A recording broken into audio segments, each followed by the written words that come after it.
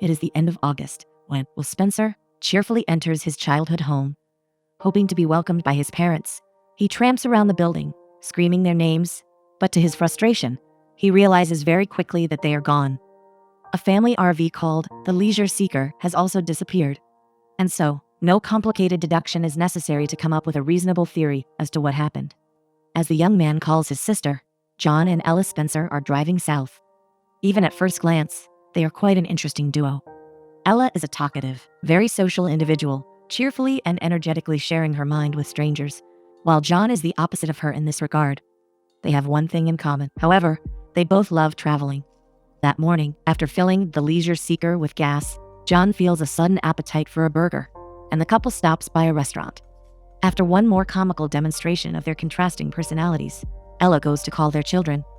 After informing them of their whereabouts and plans, she receives a lot of screams from Will, who scolds them for being so irresponsible.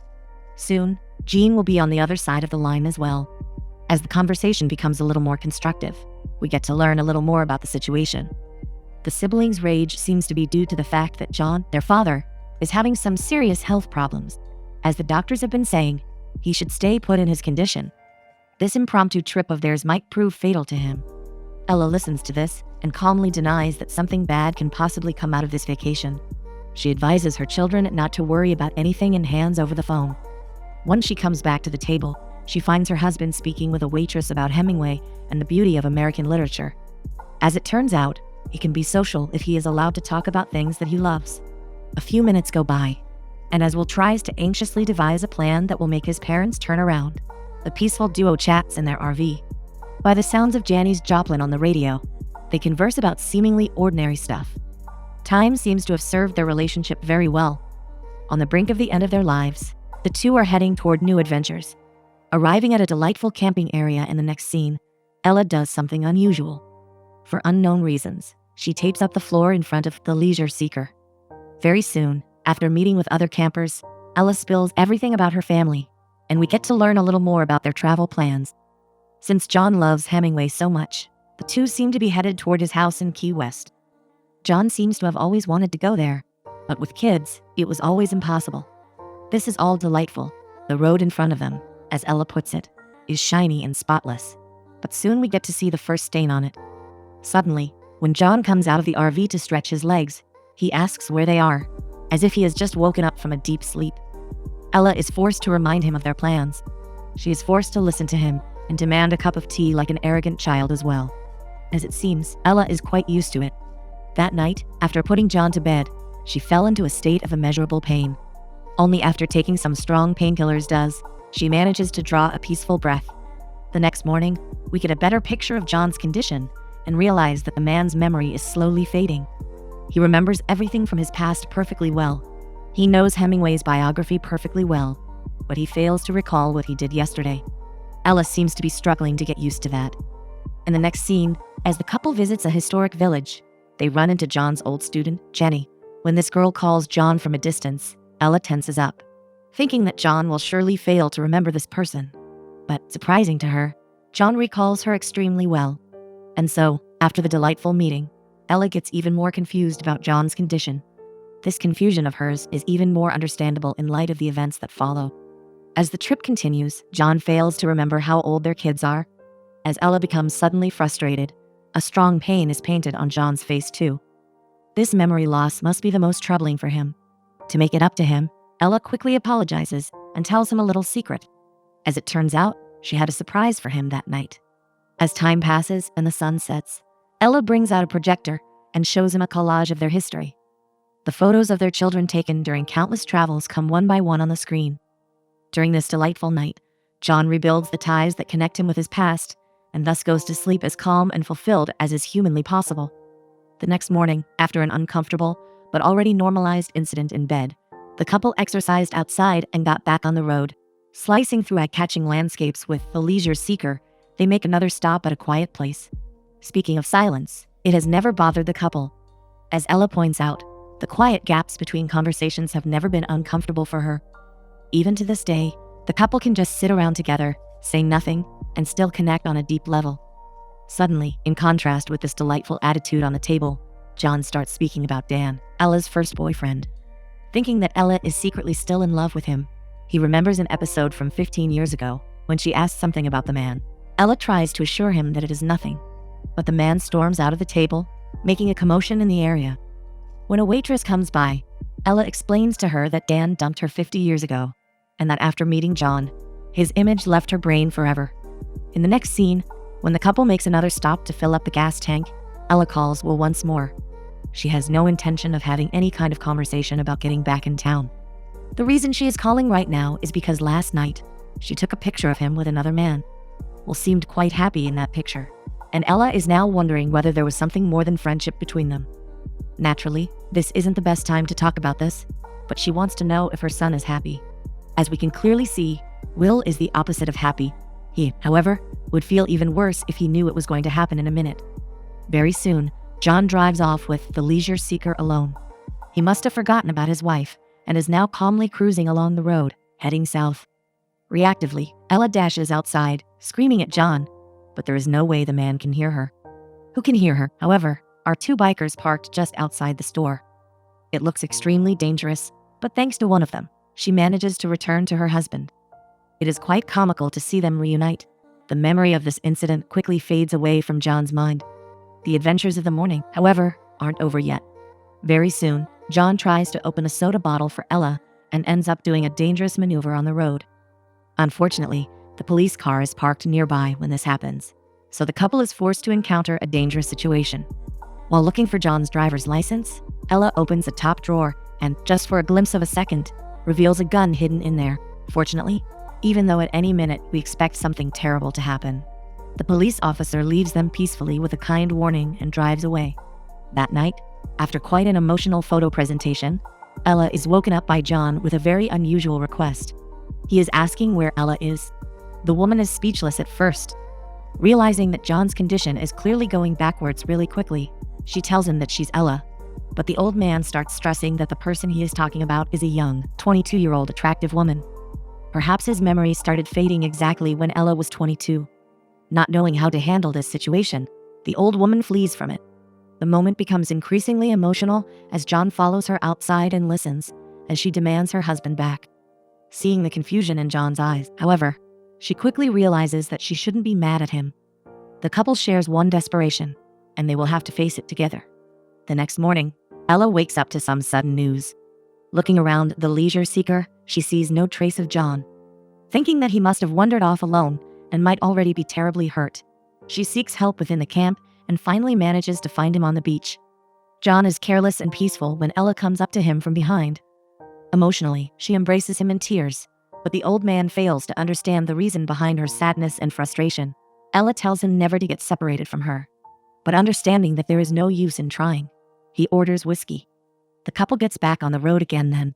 Remembering the old delightful memories, suddenly, they hear a bang and rattle, and, making a forced stop, find out that they have a flat tire.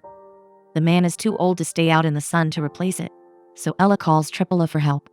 Suddenly, just when John stops being grumpy, a sports car drives by, two young men come out, and thus continues the adventure of the two old people in the middle of nowhere. Suddenly, the young men draw knives and demand money from them, trying to rob the elders. They are taken aback by their calm, sometimes even ironical attitudes, but what they see in a few seconds is much more unexpected for them. Ella goes inside the RV to fetch her purse, but comes down from it with a gun in her hand. Scaring the uneducated younglings away, the couple resumes their lives calmly.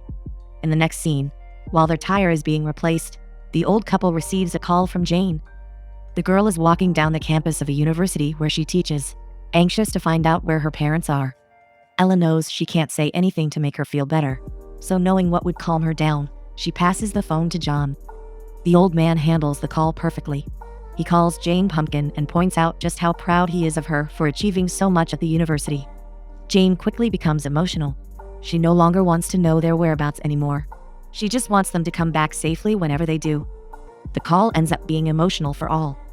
Inspired by this call, Jane even manages to help Will find some peace as well. As we understand from the conversation between them, however, there is a lot of insecurity and bitterness in her brother's heart. Will seems to believe that Jane has always been loved the most, even though she's scarcely even around.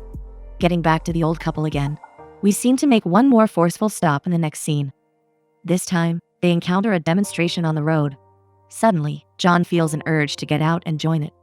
Even though the demands of the demonstration don't fit his original political opinion at all, he has a lot of fun. Afterwards, he suddenly forgets Ella's name as well. Suspiciously, he calls her by the name of their neighbor, Lillian. That night, after realizing how quickly his memory is fading, John gives out an extremely dark request.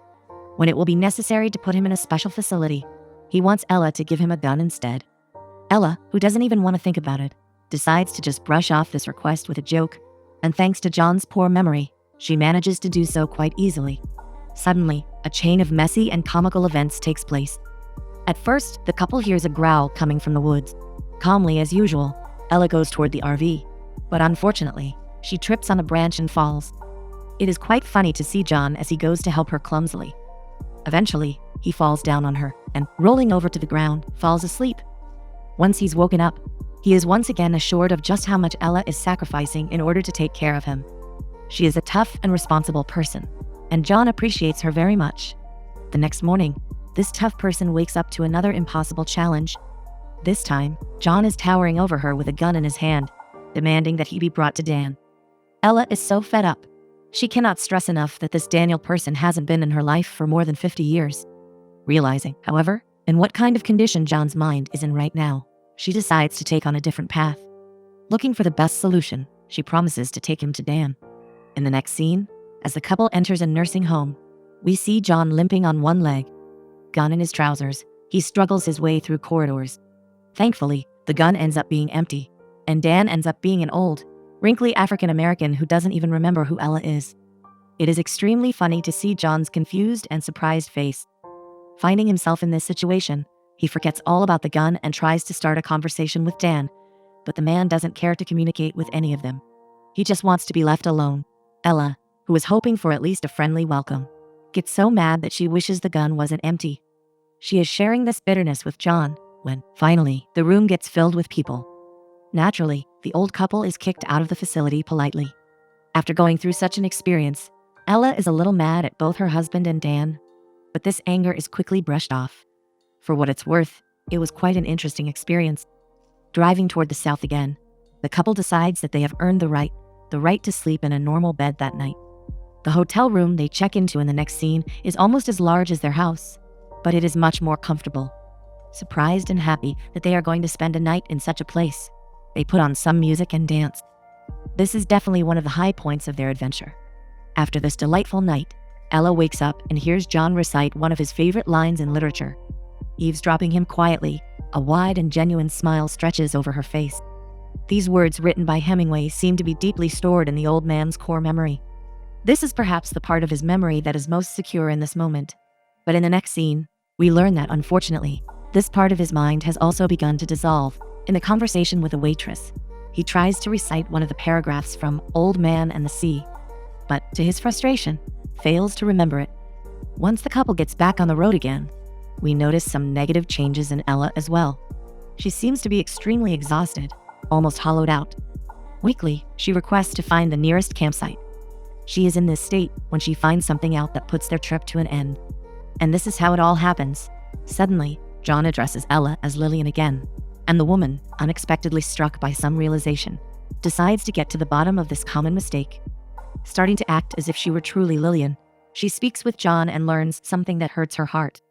As it turns out, John was cheating on him with Lillian once. As she quickly and very easily learns from John, the infidelity stretched over more than 2 years, and it was mainly sexual. Trying to reserve her rage, she listens to her husband, talking to her as if she were Lillian and trying to break up with her. He says that Ella is the love of his life and that he cannot keep doing this to her. His speech is emotional, but there is no turning back now. Ella is infuriated. She has no intention to resume this stupid trip anymore. When John goes down, she quits acting and starts screaming at him. Then she calls a cab, collects some of his things, and drags him outside. The man has already lost all memory of the conversation that just took place when he was forced into a taxi. In the next scene, we learn what Ella is trying to do.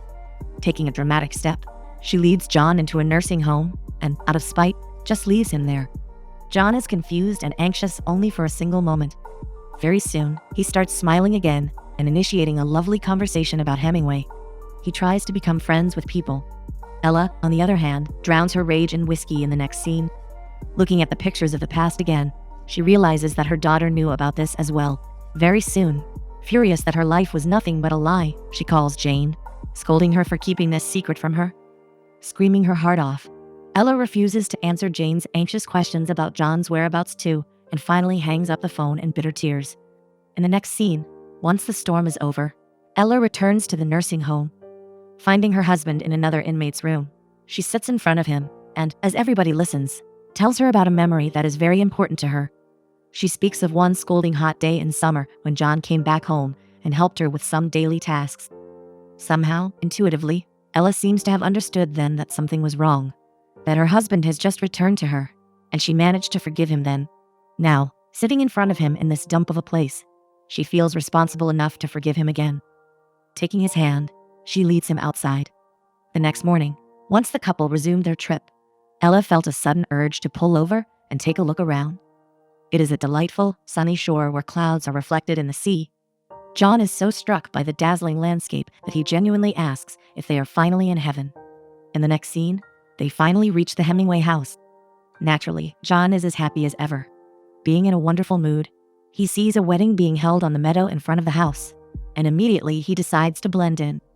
Ella, on the other hand, suddenly feels a cold wind in her legs once more. Sensing terrible exhaustion and dizziness, she limps her way in search of a bathroom when she suddenly stumbles and falls. John is having a hell of a time while his wife is taken away by medics in the next scene. And so, the couple is separated once more. Disoriented, John strolls through the house. It is clear that he knows he's in trouble.